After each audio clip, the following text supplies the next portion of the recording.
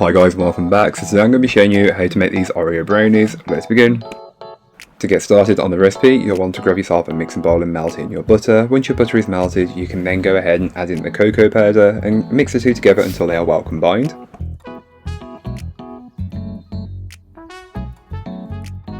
Once they are well combined, you can then go ahead and add in your sugar and mix this in until it's fully incorporated. You will notice that the mixture does become more granular. This is completely normal, and don't worry, it'll work its way out as we work our way through the recipe.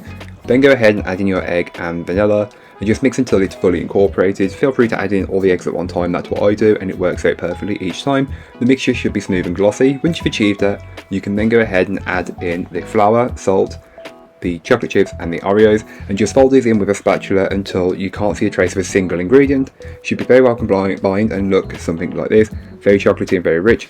Transfer that into a baking tray which has been lined with some parchment paper. Level it out as best as you possibly can. I'm just using this spatula, but feel free to use a palette knife if that's what you want to do.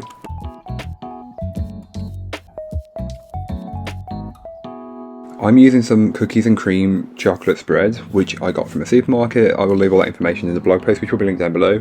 Warmed it slightly in the microwave, then placed dollops on top of my brownie batter, and then just swirled it through until I was happy with it. Using this really does add a bit of a contrasting factor, and it looks like Oreos in there, so it works really well. Once you're happy with it, then you can go ahead and place it into your preheated oven and bake it off. But if you want to beforehand, before you place it into the oven, you can add your Oreos on before, like I have, or you can do them after. Both work well, and because it's a biscuit, it won't burn generally. Once it's out of the oven, straight from the oven, you'll want to add on some chocolate chips and then let them melt on top, and then cool it down completely, chill in the fridge overnight, then cut it up the following day. That's what I find works best, but feel free to do whatever works best for yourself. Whenever you're ready, you can cut them up into as many or as few pieces as you would like. The choice is really up to you, you're in control. If you need more, add more, and feel free to add more Oreos on if that's what you want to do. As you can tell, I didn't cut mine very well. Not gonna lie, not my best work. But yeah, cut them into as many or as few as you need, and here's what they look like inside.